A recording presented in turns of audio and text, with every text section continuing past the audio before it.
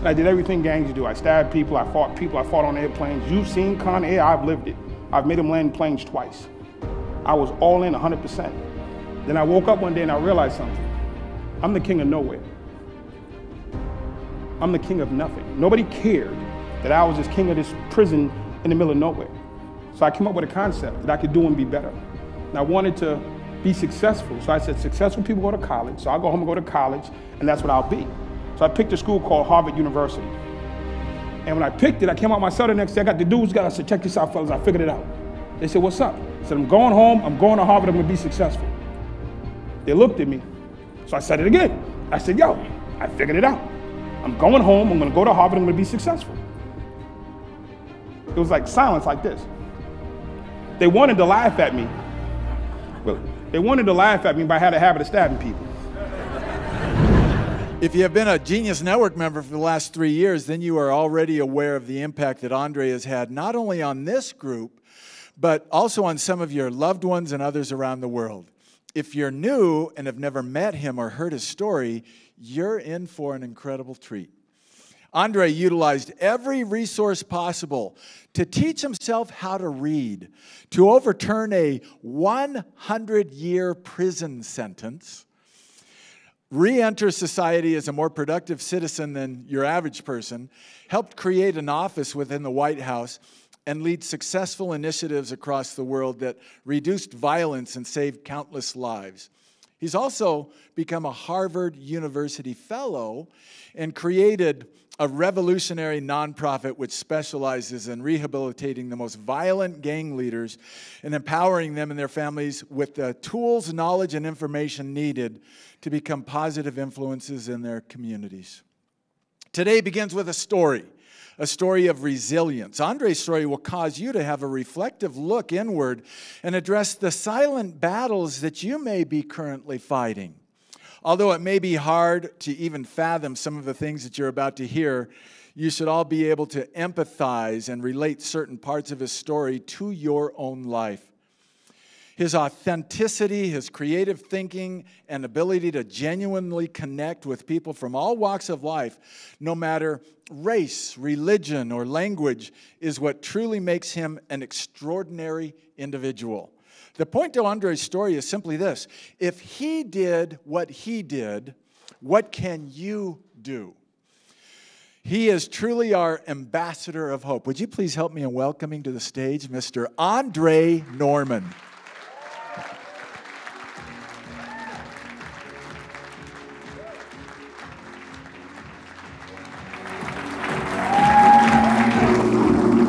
Go get him, Tiger. You don't understand that.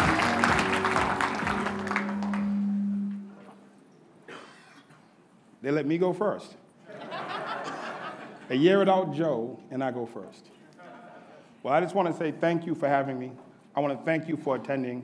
This is the most wonderful family I've ever been a part of. And today I'm going to do 3 things. I'm going to tell you a little bit about myself. I'm going to tell you the work that I do. I'm going to talk about my guy, my little brother that's coming on behind me. Born in Boston. My mom married a high school sweetheart. She had 2 kids. Everything was great except for he robbed banks for a living and he went to prison. While he was in prison, she met my dad, a local drug dealer. She had 4 more kids. And 6 kids, mom, dad, everything's great, except for my dad had a habit of beating up my mom. So I grew up in a house where I watched my mother be beat routinely. And I didn't know that this wasn't normal, because I didn't live in your house. This is just what I know. And you just deal with it. You come home, and there's crying and screaming. You come home, and there's cookies on the table. You're sitting at the table eating dinner, everything's great, and dad reaches over and just slugs mom. And you get used to it. In the 70s, it wasn't called domestic violence. It was called handling your household. And that's just what I grew up in. I finally got old enough to go to school. I jumped on a bus, and I went to the school, and I'm playing. I'm the kid that came home missing clothes. So if I didn't come home missing clothes, I didn't have a great day. I come home like, where's your shoe at? I'm like, I don't know, but I had a great day, Mom. Come home with somebody else's jacket on. That's not hey, Mom, I had a great day. I mean, I just love going to school because there's so many kids, and they were different, and we could just play all day. And I got on the bus, we're coming home, we're laughing, we're joking, and we hit the corner, and we're almost home, and the next you know, rocks came crashing through our bus window. And behind the rocks came some names. First was nigger, then spear chucker, And I'm sitting on the bus and rocks are crashing. I fall to the floor. I'm a first grader. I'm a little kid. I'm crying. I'm watching my cousin bleed from his face because he got cut by the glass. When we get home, I go into the house. I go up to the big guy, my dad. I said, who are these people? Because I never met white people before. Why are they throwing rocks at me? Nobody's ever thrown rocks at me before. And what are these names? I've never heard these names before.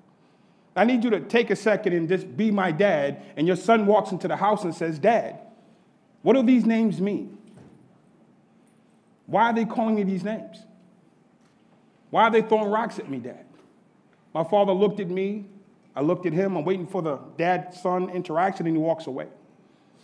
And I'm left standing there not understanding this, but I found out as an adult, my father grew up in a town called Petersburg, Virginia. And when he was 14, kids threw rocks names at him. My grandfather told him, that's just the way it is, son. Protect your sisters and run faster.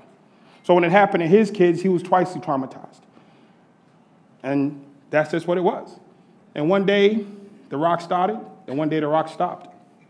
And for my mom, one day the beating started, one day the beating stopped. I came home from school, and they said, Dad's gone. What do you mean Dad's gone?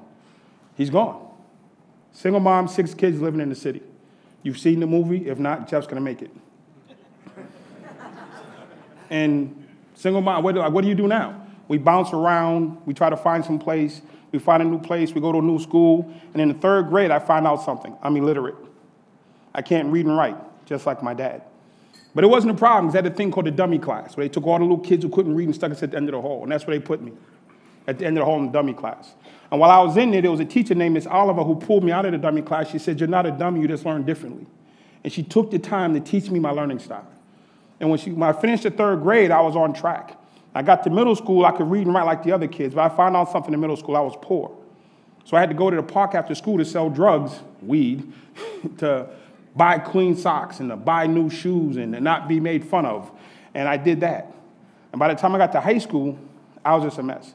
I just went off the tracks, and I could give you the whole rundown of me crashing and bumping, going to jail. But at the end of the day, I ended up in state prison at 18 with a 100-year sentence. And when I got there, the gang members received me. They said, we'll keep you safe, and we'll show you how this works. So for 6 years, I ran with the gangs.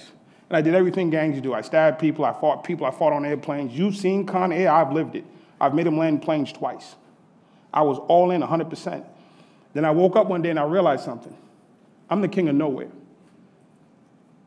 I'm the king of nothing. Nobody cared that I was this king of this prison in the middle of nowhere. So I came up with a concept that I could do and be better. And I wanted to be successful. So I said, successful people go to college, so I'll go home and go to college, and that's what I'll be. So I picked a school called Harvard University. And when I picked it, I came out my cell the next day. I got the dudes, I said, check this out, fellas. I figured it out. They said, what's up? I said, I'm going home. I'm going to Harvard. I'm going to be successful. They looked at me. So I said it again. I said, yo, I figured it out. I'm going home. I'm going to go to Harvard. I'm going to be successful. It was like silence like this. They wanted to laugh at me. Really, they wanted to laugh at me, but I had a habit of stabbing people. So nobody laughed.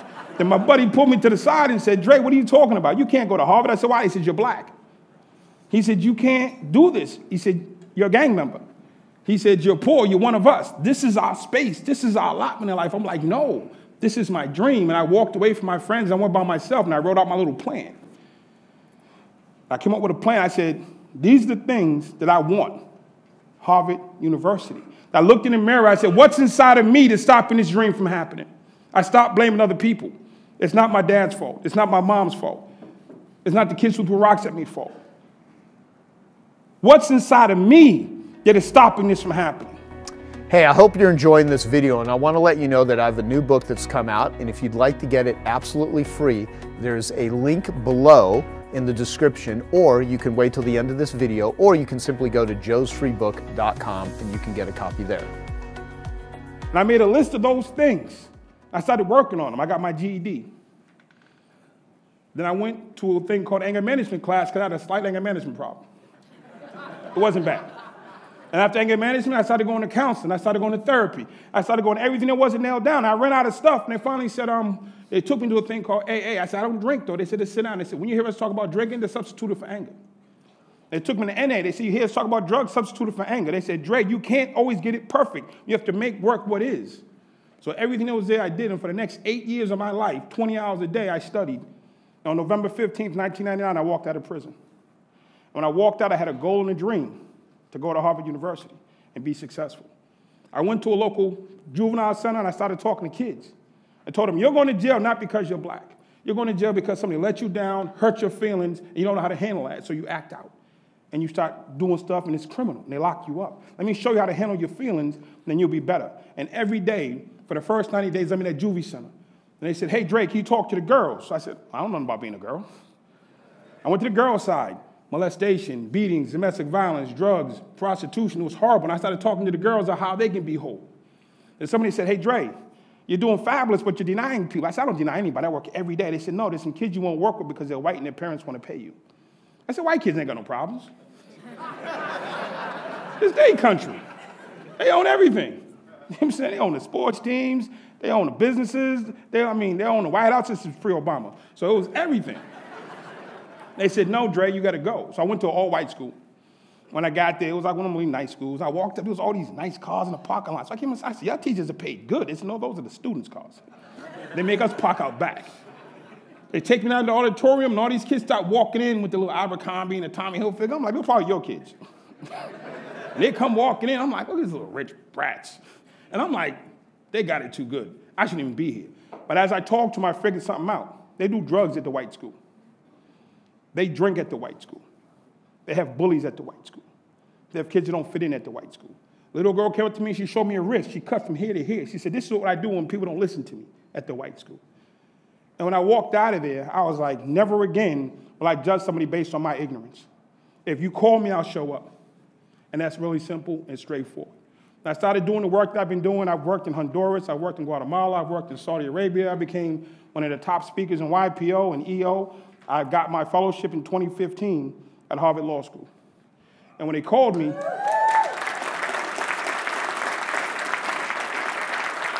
they gave me Dr. Charles Ogletree, who was a phenomenal guy.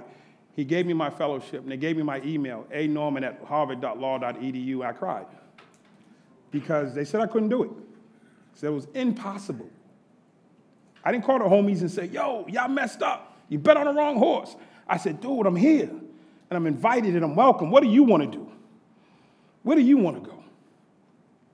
If I can get here, you can get wherever you want to. And I just kept working. I've been working all the way through, and it was probably 6 years ago. Every single day. You know me. I'm at somebody's door, talking to somebody's kid, talking to somebody's cousin, talking to somebody's husband or wife. I'm there every day. I wake up because I know what it's like to not have. What drives me is I'm that guy that didn't have that person who didn't have the time. I can't say no to that next kid because I'm tired or I did 30 kids already or 20 adults. No, that next kid is me. So I'm always going to show up. And I unfortunately burnt out. I got stressed out. And I just fell apart. And I had a group of people that I didn't even know were my friends, EOers, YPOers, started reaching out to me every single day and saying, Dre, don't give up. Dre, don't quit. Call it depressed, call it what you want. And they finally brought me back. And they got me started again. They said, Dre, I started selling real estate in Atlanta. They called me in St. Louis. They sat me down and said, Dre, what are you doing? I said, I'm selling real estate. It's an honest business. Grant Cardone does it. It works. I saw the commercial. He was like, no, Dre, that's not what you do, sell real estate. You help people. I said, no, I'm good with that. That didn't work out last time. They said, you can't be a quitter. And they said, we're going to start you up again. And they said, okay, cool. Now I got a call from some lady. She said, hey, I want you to do this podcast. I said, cool, where? She said, I'm in Phoenix. I said, if you're going to do me on a podcast, I'll fly to Phoenix. She said, that's what we can do you on. I said, I'll fly. If you're going to do it for me, I'll show up. So I showed up to Phoenix. And I'm sitting with the lady. I said, how did you find me? She said, this guy named John Rulin sounded a blast. And I saw you. I said, okay. As I pulled my phone out, I said, yo, John, I'm here with your people. I'm about to do this podcast. Like 30 seconds later, my phone, I don't know that lady, Dre. What are you doing? She's on my list. I said, what's the list? He said, man, get away from her. I said, well, she ain't going to kidnap me, dude. I'm all right. He said, well, since you're there, I'm going to call around and introduce you to some people. So he starts calling people saying, hey, my buddy Dre's in town. And Michael Burnoff called me. And he called me out of courtesy, you know, nice white guy. Hey, Dre, I'm busy. I can't meet with you. I would have just not called personally, but I don't have those. Y'all have all these manners and things. So he called me and said, Dre, I got a call from John. I really don't know him, but I can't meet with you, but maybe next time. I said, okay, no problem. question for you. He said, what's that? I said, is there anybody here I can help? He said, what do you mean? I said, I do interventions. Is there anybody here I can help? He said, by the way, my wife's best friend's son is struggling with suicide and addiction. I said, he said, can you work with 15 white kids? I said, sure can. Got in the car, drove to Mike's house, met the wife, and we got in the car, we went to the young man's house. I went in, I sat him down, I talked to him. 20 minutes later, he walked out, he apologized to his sister for being a butthead, apologized to his mother for being out of control, and he said, let's go to treatment. And he got in the car and he went to treatment. And that was 4 years ago, and I saw that gentleman about 6 months ago, and he's doing phenomenal. And his whole life is better. Then Mike said, hey, I got a guy you have to meet. I said, who? He said, Joe Polish. I said, what the hell is a Joe Polish? He says, don't worry about it. So he called, he said, he took me to this little thing in Scottsdale. And we walk into the thing in Scottsdale, this white guy come flopping in with yoga pants. I'm like, what a little ball do with yoga pants on? He comes in, he looks at me, I'm looking at him like, really? What you want? We started talking, and 3 minutes into the conversation, he went right to me. He says, I see you're hurting. What is the problem? I said, well, I went through this stuff, and I'm starting my life over. He says, what does it cost you to live in Atlanta?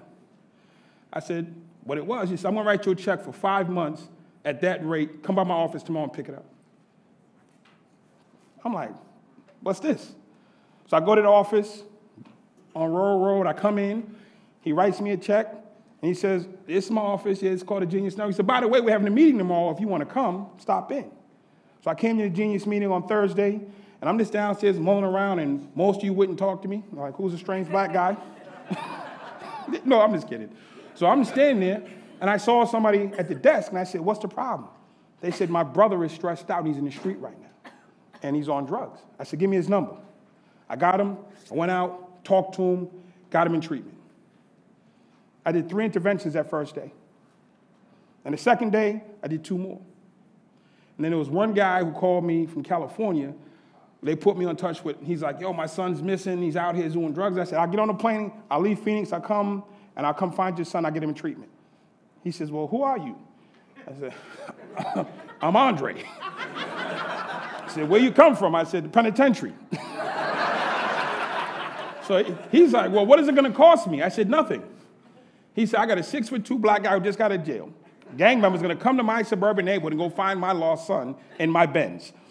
He says he couldn't make it in for free. That was a real problem. If I'd have gave him a price, he might have been okay. For free, he couldn't make for free make sense. And I'm like, I got you. I said, dude, I'll come. And he said, well, can we do it next week? He kept saying, can we do it next week? I'm like, dude, I'm in Phoenix. I live in Atlanta. It's a shorter trip. And I finally said, okay, we'll do it next week. And that Monday, I got a phone call. His son had OD'd. And the lesson was, next week might not come. And when I sat with Joe, and I've been sitting with Joe, I know him. I got to know him. And his heart is really simple. He wants to help people. And when he saw me, he didn't judge me. He didn't ask me. He just helped me. And the way I met Joe was based on the premise that he teaches, life gives to the giver. Had I not said to Michael Burnoff, is there somebody I can help? Oh, you can't meet with me? I gotta find a connect. I gotta find a plug. No, is there somebody I can help? It's how I got to this room. Being willing to give without any anticipation of return. And since I gave that to Mike and his family and their friends, I ended up meeting Joe. And since I've met Joe, from day one to day now, it's always been, who can we help? There's no other agenda. Since I've been here for 3.5 years, it's been, who can we help? The first time I stood on this stage, I had an orange jumpsuit on.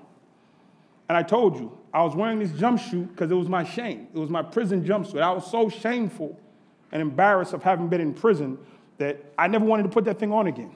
Joe thought it was be good. He's like, I'm a marketer. Go with me. He says, Trey, this is going to be great. I said, dude, you put it on. I'm like, Joe, no. He's like, Trey, trust me. I'm like, I love you, but trust is different. Just put on a jumpsuit, Dre. So as you know, for those who were there 2 years ago, I came out with the jumpsuit on.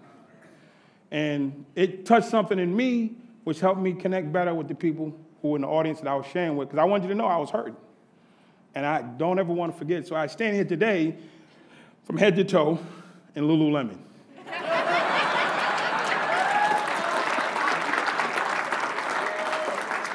We are way past shame. We are way, hey, Chip, I'm did it. No, so we are way past shame. I've gone from, I got this saying, when they put me in a room with people, I go to the prisons, they say, hey, Dre, we want you to work with these people. I got this saying that one of two things are going to happen. They're going to convince me to be a criminal, or I'm going to convince them to be good. And they all turn out good. So hanging out with Joe, he's convinced me to put on goddamn yoga clothes. And to be fair, he didn't suggest that. It just happens. You're around somebody, you're with somebody, you take on their personality and their spirit, and he has a wonderful spirit and he has a wonderful soul. So it just became natural. And I signed up for my first yoga class this month.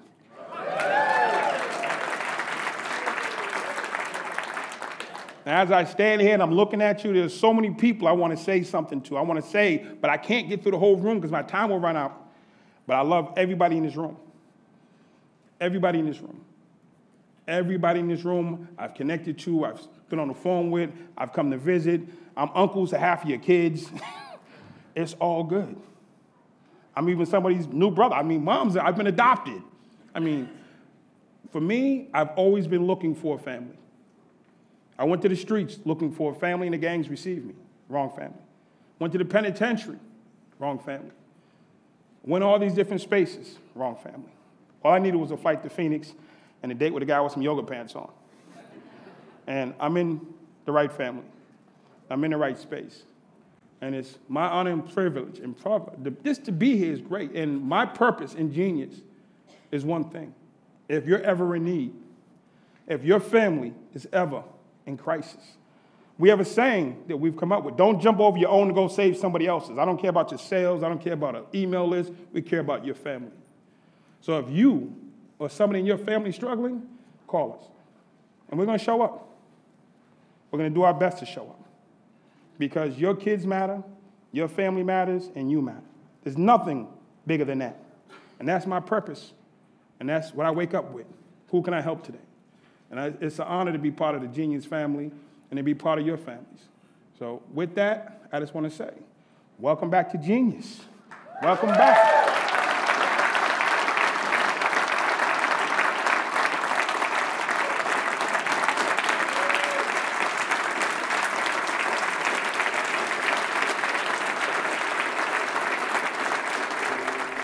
Okay, I hope you found that video awesome and useful. So if you want to get a free copy of my book, I want you to click here. And if you want to watch some more videos that'll be useful and awesome, click here. Go ahead. You're over here. Do it now. Come on. Thank you. Watch them.